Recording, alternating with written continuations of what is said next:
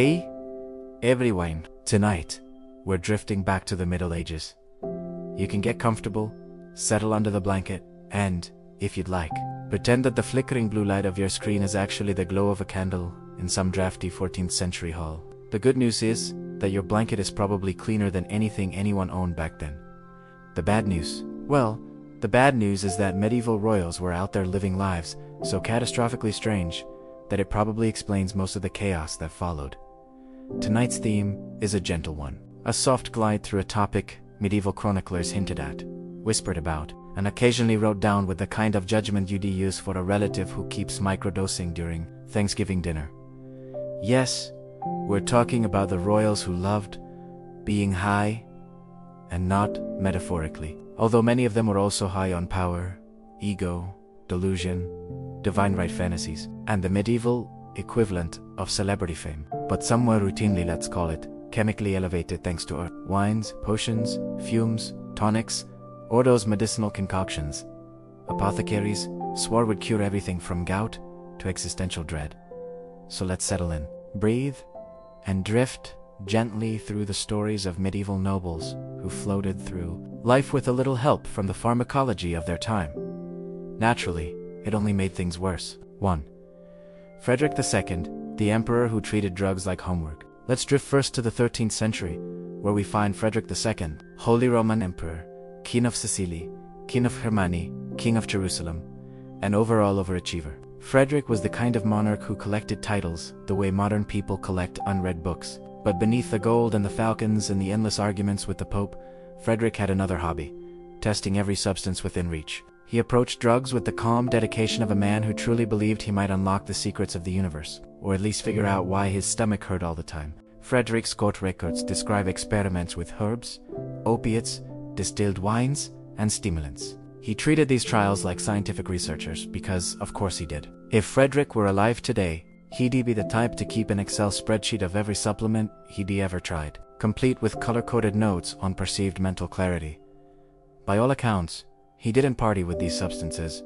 He studied them, as if he was preparing for finals. Still, the man spent much of his reign gently drifting in and out of altered states. And, honestly, ruling the Holy Roman Empire probably required some kind of chemical buffer. Let's drift onward. 2. Charles VI of France, self-medicating while convinced he was made of glass. Now we're floating softly over to France, where Charles VI, also known as Charles the Mad, demonstrated why medieval stress relief was not always effective. Charles suffered from episodes that modern historians believe may have been schizophrenia or severe bipolar disorder. Medieval doctors, armed with equal parts confidence and ignorance, responded by prescribing strong, herbal sedatives, basically medieval tranquilizers, and occasionally because naturally they thought vomiting could cure hallucinations. Charles also self-medicated with heavily spiced wines, opiate mixtures, and calming syrups. A whole pharmacy's worth of substances, none of which prevented him from believing he was made of glass. Imagine the King of France creeping around his palace, wrapped in reinforced clothing, begging people not to touch him because they might shatter him. And yes, giving him opium probably didn't help. But that was medieval healthcare for you. If someone said they were made of glass, physicians responded with, "Have you tried stronger wine?" 3.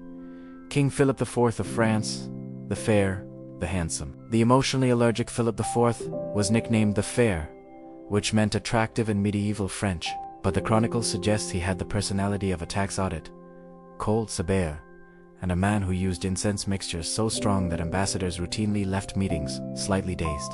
Philip reportedly loved herbal fumigations, burning aromatic plants indoors as a form of relaxation and purification. But these weren't delicate lavender sachets. These were thick, choking clouds of psychoactive resins used in religious rituals. The king sat there inhaling them like it was aromatherapy, emerging from meetings looking serene while everyone else stumbled out like they had accidentally walked into a smoky tavern after midnight. So yes, he ruled France in a perpetual haze of holy fumes, which does explain some of his decisions, including destroying the Knights Templar for reasons historians still describe politely as unclear. 4. Isabella of France, the Queen with medicinal. Let's call them snacks now. We drift toward the Queen known later as the She-Wolf of France, though she was probably more of a mildly done with everyone wolf. Isabella wife of Edward II of England, reportedly relied on a steady supply of calming tinctures and syrups. Chroniclers claimed she carried little packets of herbs with her, which she used to steady her nerves during particularly painful moments, such as existing near her husband. Edward II was a lotte. He ignored her. He adored his male favorites. He gave one of them all her jewelry, naturally, as one does. So Isabella relaxed herself with mixtures of valerian, poppy extracts, and dried flowers. Essentially medieval These didn't make her violent or unhinged. If anything, they made her patient enough to wait until her children were grown before overthrowing her husband, having him imprisoned, and gently taking the throne for her teenage son. A calm queen is a dangerous queen. Let's drift onward. 5. Sigismund of Luxembourg. Always drunk, occasionally conscious. Sigismund, man who became Holy Roman Emperor but never quite mastered basic political competence, spent most of his life pleasantly intoxicated. Wine was his comfort, his diplomacy, and his coping mechanism for being, well, sick. Visitors to his court frequently commented that he began drinking with breakfast and maintained a steady pace until bed. Medieval wine was lower in alcohol than modern versions, but if you drink it all day like water, the cumulative effect is roughly equivalent to floating through life wrapped in a warm cotton haze. People found him charming, though, in a slightly, oh, that's just Sigismund kind of way. And truly, when you look at his disastrous attempts at political negotiations, it becomes clear he made many decisions while operating at a gentle, liquid altitude. 6. Catherine de Valois, not medieval, but close enough and very tincture-dependent. Catherine was born at the tail end of the medieval era, but she still grew up in a French court, filled with grief, instability, and a mother who preferred prophetic visions over parenting. Catherine relied heavily on soothing herbs, hyssop, lavender, poppy, rosé extracts. Chroniclers described her bedroom as smelling constantly of sweet vapors. Translation: the air quality would have failed every modern ventilation standard. These mixtures were supposed to calm anxiety. They did, and also probably made her slightly loopy. But as coping mechanisms go, it certainly beat whatever her mother was doing. Let's drift onward, quietly and slowly. 7. Alphonse X of Castile, the king who turned medicine into a party. Alphonse X was a scholar king, poet, astronomer, and man who believed the universe could be understood through logic, except for the parts he preferred to observe after a few luxurious draughts of medicinal wine. Alphonse enjoyed mixtures used by court physicians, especially ones with opium and mandrake. To him, these soothing tonics helped with headaches brought on by overthinking cosmology. But he also had a habit of inviting friends to try the substances with him, turning medical treatments into late-night philosophical gatherings that probably sounded profound at the time. This is how you end up with 13th century astrologers sitting around a table saying things like, "Yes, the stars do look like they're moving," because they probably were. 8. Charles the Bad of Navarre. He really earned that nickname. Charles the Bad loved a variety of plants, especially ones he wasn't supposed to have. He kept apothecaries on staff, the way modern celebrities keep personal chefs. The man was infamous for carrying around potent distilled elixirs and smelling salts. His favorites were stimulants CRBs, meant to keep him alert, wired, and ready for whatever political scheme he was working on. Imagine a medieval monarch permanently running on something between caffeine and eye haven. Tea slept in 2 days, but I feel fantastic. Except instead of coffee, it was herbal concoctions that made people's hands shake. Charles was eventually burned alive accidentally due to one of these mixtures soaking his clothing, which is a very medieval way to go, and also a strong argument for not bathing in herbs that double as 9. Francis II of Brittany, the Duke, who liked his happy potions. Francis II had a stressful job. He was stuck between France and England, both of whom wanted his territory. And because this is medieval politics, half of his own nobles wanted him gone too. So he used calming syrups. Lots of calming syrups. Poppy-based tonics were his favorite, consumed at night to help him sleep, though sleep usually meant drifting in and out of half-dreams, while advisors quietly argued in the next room.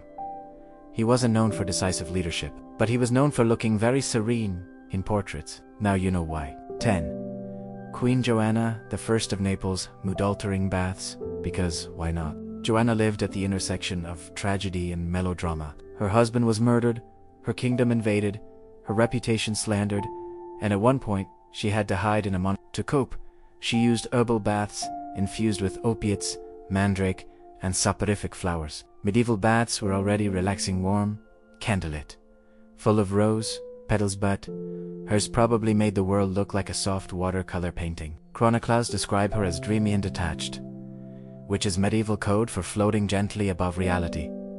Given everything she went through, can we blame her? We're still floating through the dimly lit corridors of Europe's past, past the tapestries that haven't been washed since someone invented tapestries, past the courtiers pretending not to notice the king doing something deeply inadvisable with a ceramic vial, and into the next set of medieval nobles who like to keep themselves pleasantly elevated. So tuck yourself a little deeper into the blanket, maybe shift to the comfiest part of the pillow, and let's wander gently into the final 5. 11.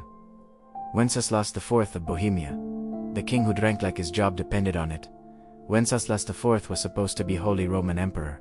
Instead, he was, well, a man more interested in his wine cellar than in governing. Chroniclers wrote, with barely disguised irritation, that he spent most days engaged in the company of drink, which is medieval historian code for perpetually hammered. His advisors once tried hiding his goblets. He replaced them with wooden bowls.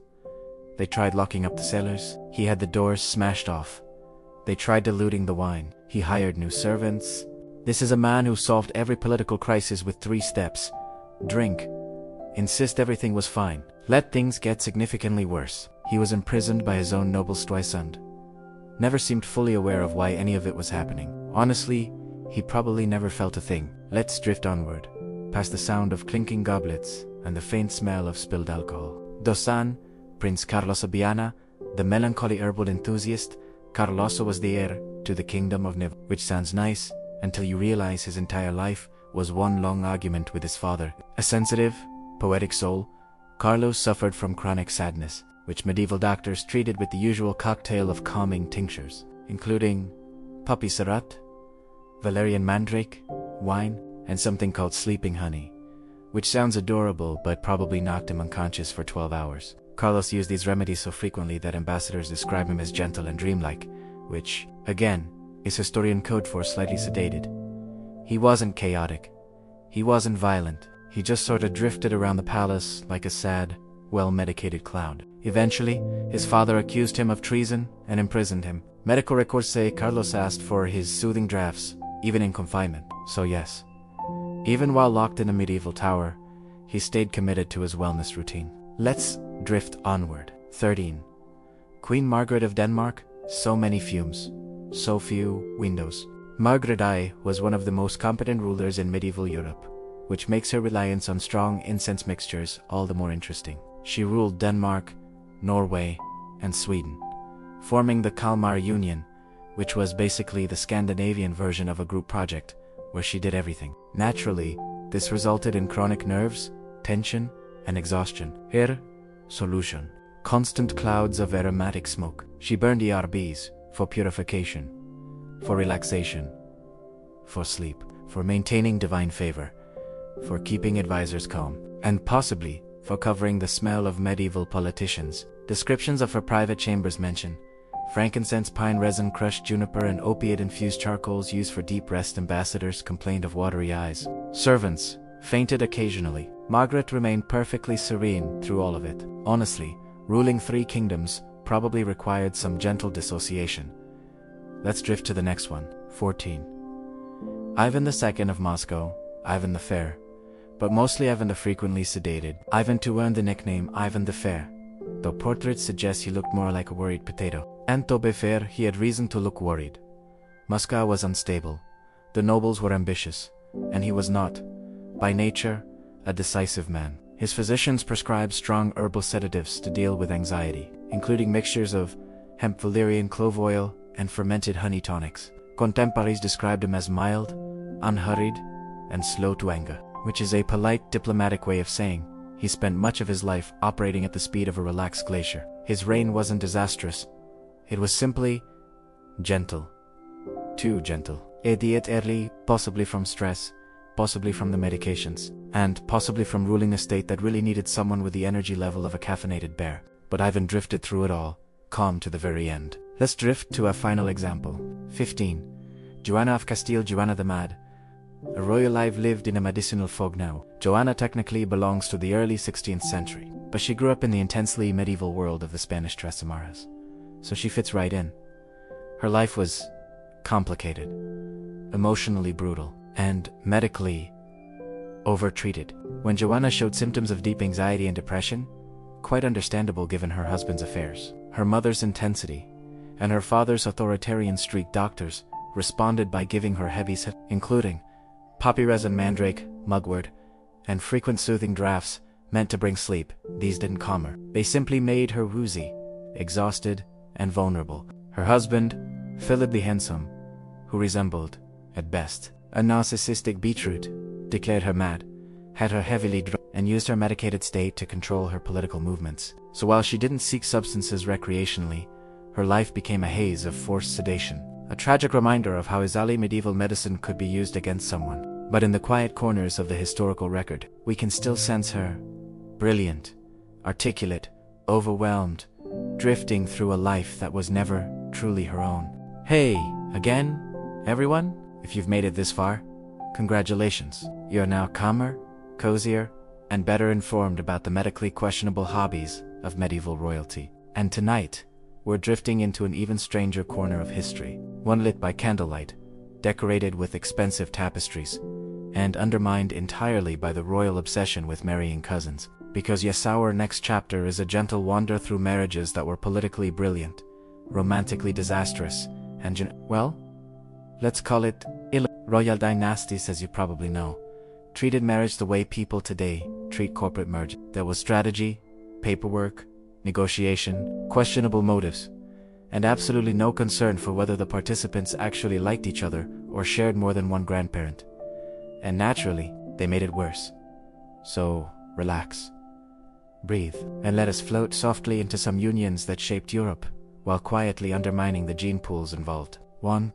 The Habsburgs, the house that married itself into oblivion. Let's begin with the dynasty that practically turned genetic disaster into a lifestyle. The Habsburgs. These were people who believed so deeply in keeping power in the family that the family gene pool eventually looked like a medieval soup. Stew thick, murky, and definitely problematic. The most famous outcome, of course, was Charles II of Spain, a man so heavily inbred that his family tree basically formed a circle. He had the iconic Habsburg jaw, a jawline so pronounced it could have been used as a medieval cano panoranda, collection of health issues long enough to qualify as a trilogy. He struggled to chew, he struggled to walk, he struggled to speak, and he struggled to do the one thing kings were hired to do: produce heirs. His marriage to Maria Anna of Neuburg was a political masterpiece and a biological The poor woman spent years being blamed for infertility when the actual issue was that Charles' DNA was essentially an exhausted houseplant. But despite all the suffering, chronic illness, and the occasional haunting portrait, Charles remained devoted to his wife. It was tragic and it was tender, and it was genetically doomed. Let's drift onward. 2. Isabella of France and Edward II. A marriage with, let's call it, mismatched interests. Now we glide gently to the marriage of Isabella of France and Edward II of England, a union so famously dysfunctional it deserves its own bedtime special. Edward II loved two things deeply: his favorites Gaveston and later the Despensers, ignoring his wife entirely. Isabella, meanwhile, was a French princess raised among power politics and sharp women. Marrying Edward must have felt like being paired with a man who valued her jewelry less than he valued whichever courtier looked particularly interesting that morning. Genetically, the match wasn't disastrous. Emotionally, it was a medieval soap opera. Edward showered his favorites with titles, lands, and affections so obvious, historians still blush writing about it. Gaveston even carried Isabella's wedding presents around like fun decorations. Eventually, Isabella snapped, teamed up with her lover, invaded England, captured her husband, and had him imprisoned. Was this good for the royal gene pool? Yes. Their son became Edward III, one of England's strongest kings. Was it good for their marriage? Absolutely not. But it was, at least, interesting. Let's float softly onward. 3. Henry VI and Margaret of Anjou. Anxiety meets fury. This marriage was arranged to end the 100 Years' War. It indirectly guaranteed the Wars of the Roses. So, really impressive outcome there. Henry VI was gentle, pious, and anxious, with occasional episodes of complete mental collapse. Margaret of Anjou was assertive, and famously terrifying, mostly because she was one of the only competent adults in the room. Their genetic match wasn't catastrophic, but their personalities. Perfect opposites. Margaret needed a strong king. Henry needed several naps and a therapist. Their child, Prince Edward, inherited all of Margaret's ferocity and none of Henry's calm, making him a teenager so dramatic he threatened political enemies at banquets. Their marriage resulted in decades of rebellion, bloodshed, and two monarchs who could have really benefited from modern couples counseling. Let's drift onward. 4. Anne of Brittany married twice. Willing 0 times Anne of Brittany married to kings of France, Charles VIII, Louis XII. Both marriages were political necessities. Neither was her choice. Genetically, Brittany and France merging gave rise to healthier French lineages in the long run. Emotionally, Anne spent most of her life pregnant, negotiating grieving lost children, and wearing dresses so wide she needed sideways doors. Her first marriage contract even forced her to marry Charles's successor if Charles died before producing an heir, which eccentric romance, so much as legal kidnapping. Anne's marriages weren't catastrophic genetically, but emotionally. Imagine being trapped in the 15th century, forced to marry back-to-back kings because France wanted your land. A soft, tragic sigh for Anne. Let's drift onward. 5. Mary, Queen of Scots, and Lord Darnley. The beautiful Disastrous, yes. The marriage that historians write about with the same tone people use when describing a relative who eloped with someone they met while slightly inebriated. Mary and Darnley were cousins. Both tall, both attractive, both charismatic, and both profoundly, catastrophically incompatible. Darnley was vain, jealous, manipulative, emotionally unstable, and convinced everyone should adore him. Mary liked him for roughly 8 weeks. After that, she realized she had married a man who required constant applause and offered nothing in return. Their union produced one very important heir, future James VI, but also produced a murder conspiracy, a suspicious brick house explosion, a possible strangling, and Mary's eventual downfall genetically. James turned out fine, so kingly, but the marriage itself was like watching a candlelit medieval performance of who can make the worst decision faster. Let's drift onward. 6. Eleanor of Aquitaine and Louis VII, the union of fire and damp moss. Eleanor of Aquitaine was brilliant, witty, politically savvy, multilingual, and impulsive.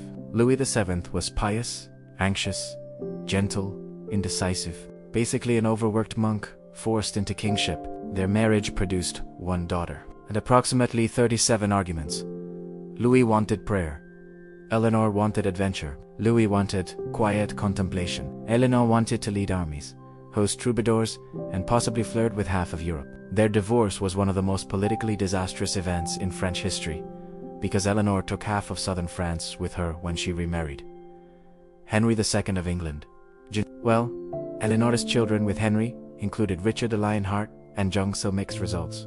But Louis and Eleanor together. Oil and holy water. Let's drift onward. 7. Philip the Fair and Joan I of Navarre. Perfect on paper, miserable in life, Philip IV the Fair married Joan I of Navarre in a match that should have been ideal. She was wealthy, intelligent, and politically strong. He was handsome, disciplined, and ambitious. But Philip treated Joan like a decorative pillow, nice to have around but functionally useless. He ignored her.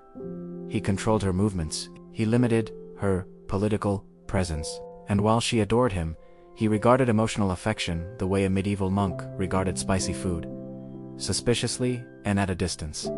Genetically, their children were healthy. Emotionally, the marriage was ice. When Joan died young, Philip mourned her for about 15 minutes, then resumed ruining the Templars. Let's continue drifting. 8. Catherine of Aragon and Henry VIII. The long tragedy, their marriage began beautifully. Then Henry realized Catherine could not provide him with a surviving son, and he unraveled like a loose embroidery thread. Catherine was loyal, devout, brilliant, and dignified. Henry was ambitious, insecure, and increasingly belligerent. Genetically, the failure to produce a male heir wasn't Catherine's fault, was likely Henry's fertility issues. But medieval logic dictated that if something went wrong, it was probably the woman's fault. Their daughter, Mary Tudor, inherited a heavy dose of her mother's piety and her father's stubborn streak, which, yes, explains quite a bit.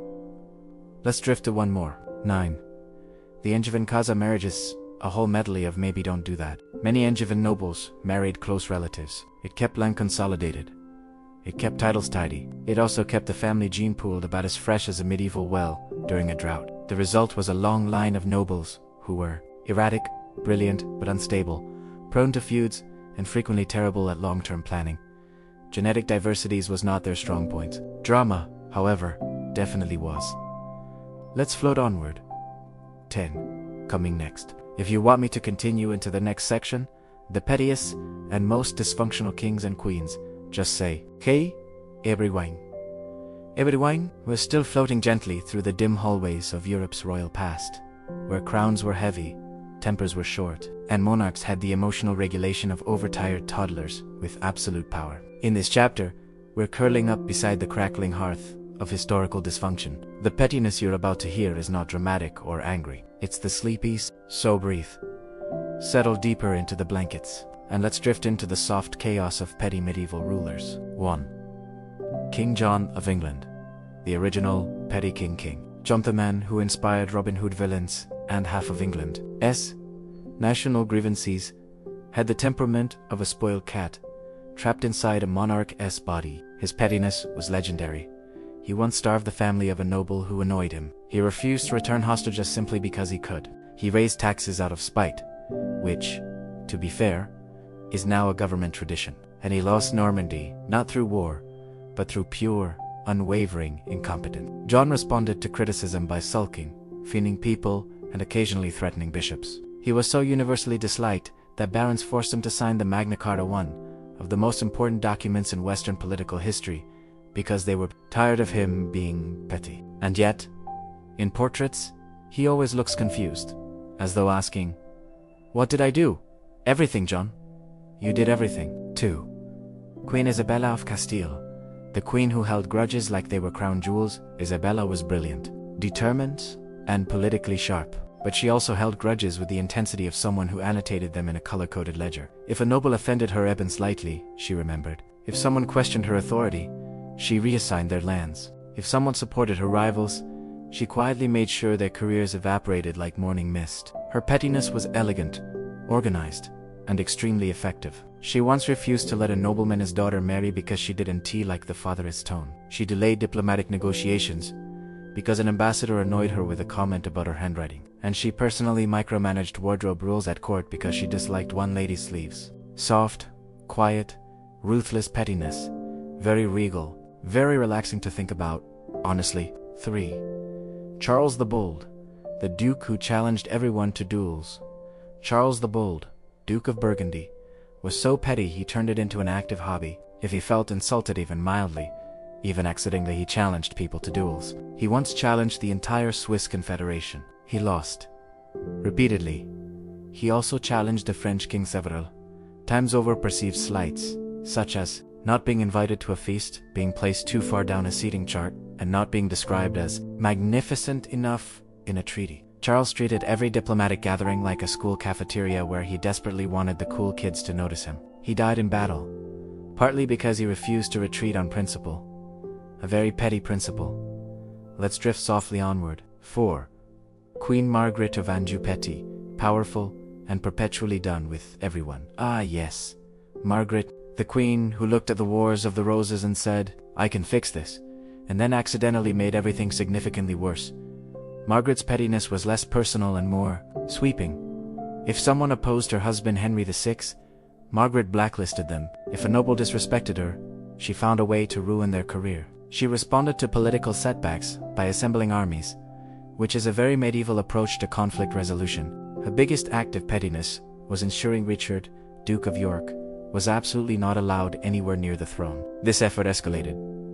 It spiraled. It led to a battle where she put Richard's head on a spike with a paper crown. Petty? Yes. Therapeutic? Probably, for her. 5. King Louis XI of France, the Spider King, who collected enemies like stamps. Louis was known as the Spider, because he spun webs of intrigue, and also because he had the vibe of someone who collected secrets the way others collect souvenirs. Louis didn't yell when he was angry. He didn't threaten. He didn't challenge people to duels.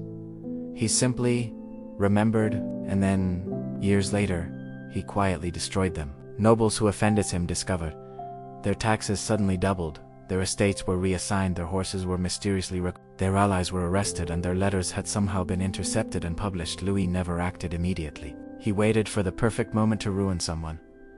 It was petty. It was cold, and it was so soft and quiet it might as well have been ASMR for political revenge. 6. Henry III of England. 2. Obsessed with pretty things to rule properly.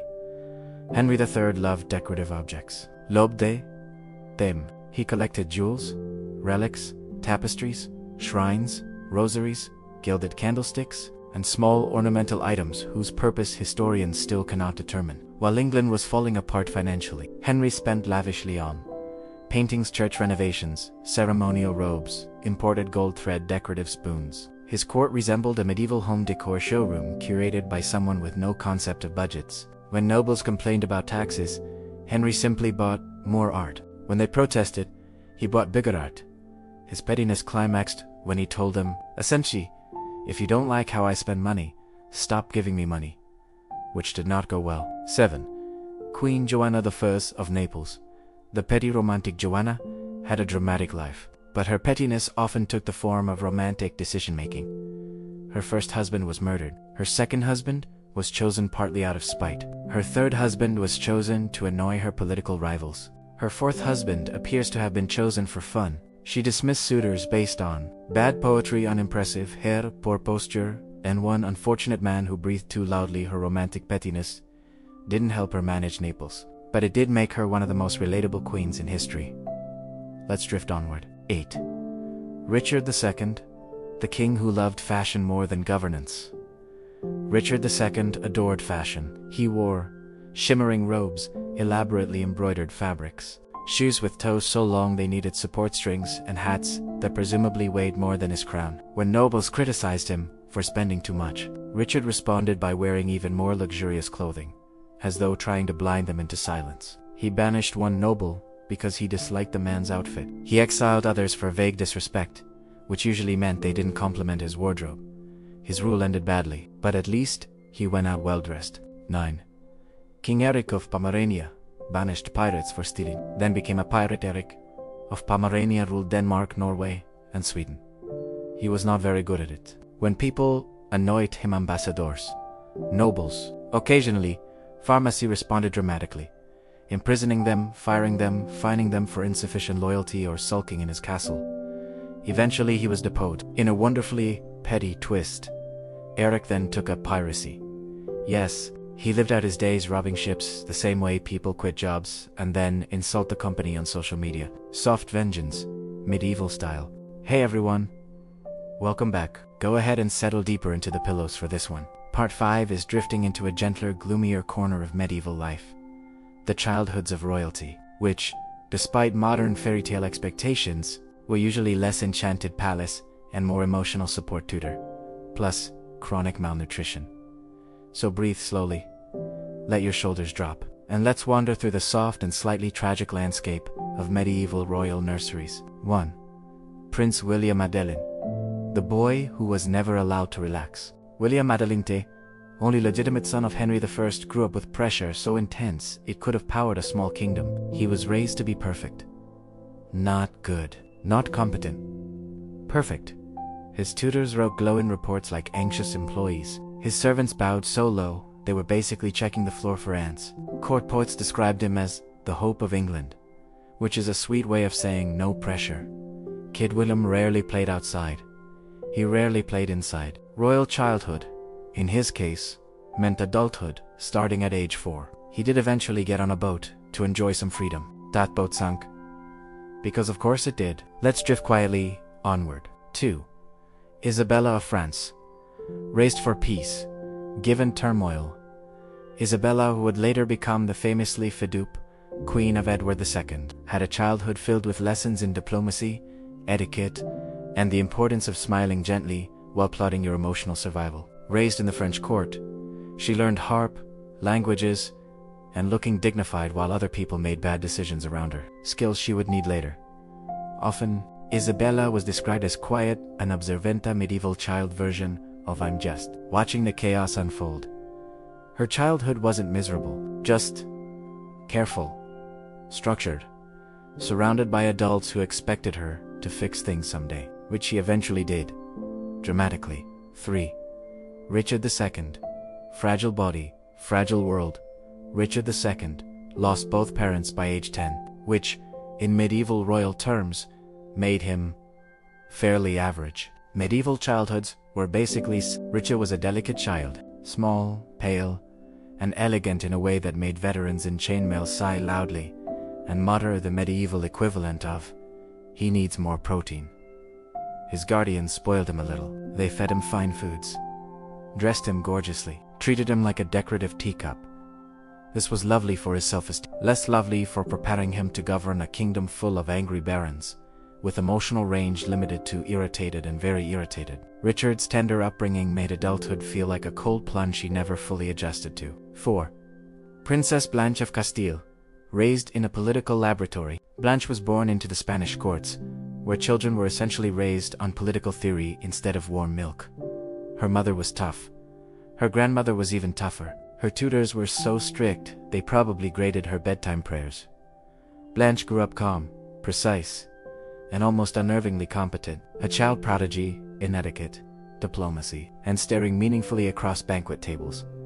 People said Blanche had the composure of a woman 3 times her age, which is medieval for maybe let her play with the dull ones. 5. Henry VI.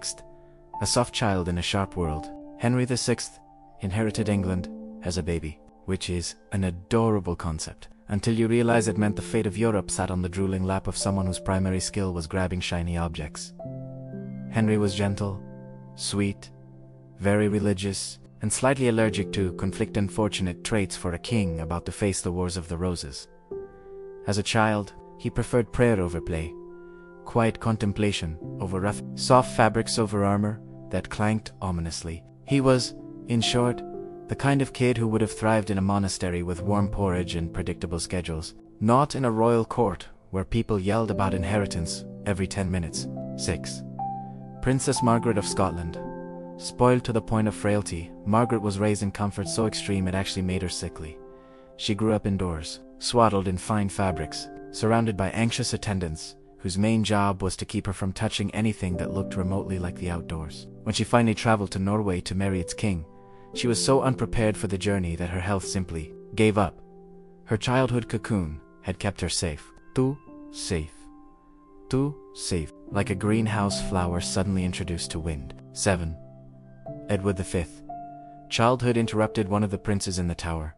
Edward V had a bright and promising youth, right up until the moment adulthood arrived early, abruptly, and politically. As a child, he was studious, polite, and oddly serious-like, a small accountant trapped in a royal tunic. His tutors praised his gravity, which is never a good sign in he spent more time with scrolls than toys. And then, the moment his father died, his childhood evaporated.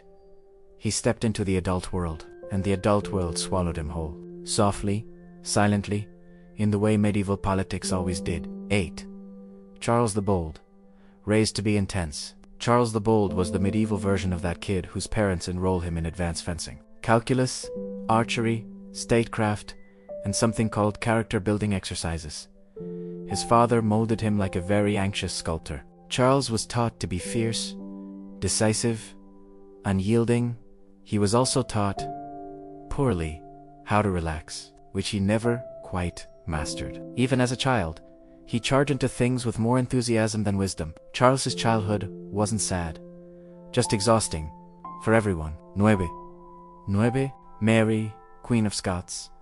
The little pawn of big powers, Mary was born into political chaos, and her childhood basically became a diplomatic relay race.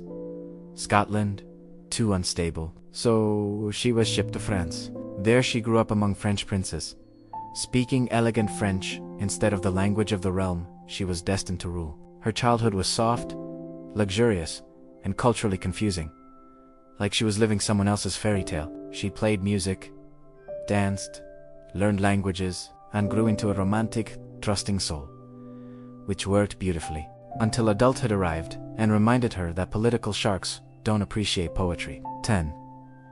Prince Arthur Tudor. A boy made of porcelain expectations, Arthur grew up groomed to be king in a way that made his entire childhood feel he was raised separately from his parents, Given elite tutors, Feridaya meant to make him sturdy. He remained slight, frail, and tired-looking, like a child who constantly needed a nap. Arthur's life was planned down to the breath, down to the heartbeat, down to the marriage that would later reshape English history. A soft childhood, a brief adulthood, and a legacy carried on by his younger brother, who had a very different vibe. 11. Charles VI of France. The child who was loved too much before Charles VI believed he was made of glass. He was a child adored to an almost dangerous degree. Nurses cuddled him constantly. Courtiers cooed at him. His tutors walked on eggshells to avoid upsetting him. He was praised so often that by adulthood he was genuinely shocked to discover the world was not a warm, supportive nursery. His later mental breaks are often tied to stress, grief, and the realization that kingship required a sturdiness his childhood never prepared him for.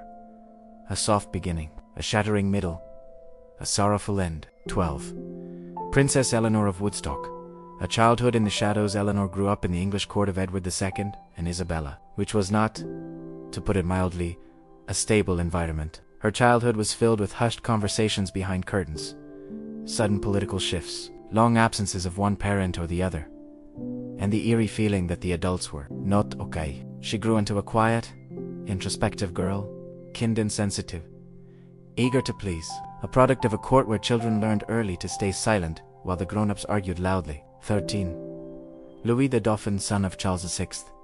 Raised in fear young, Louis grew up watching his father slip in and out of delusion, which gave his childhood an uneasy, tremoring quality. He learned early that adults could break, that kings could falter, that stability was something that existed mostly in stories. He became anxious, nervous, startled by loud noises. He was meant to inherit a kingdom. He inherited trauma instead. 14. The young Edward III.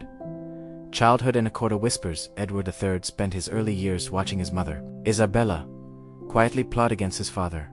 He wasn't abused. He wasn't neglected.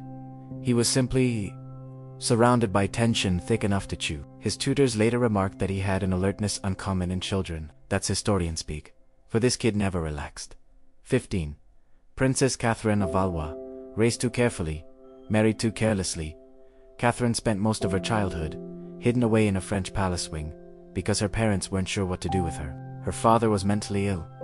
Her mother was busy elsewhere, so Catherine drifted through quiet, lonely corridors with nurses for company and tutors who treated her like a delicate vase.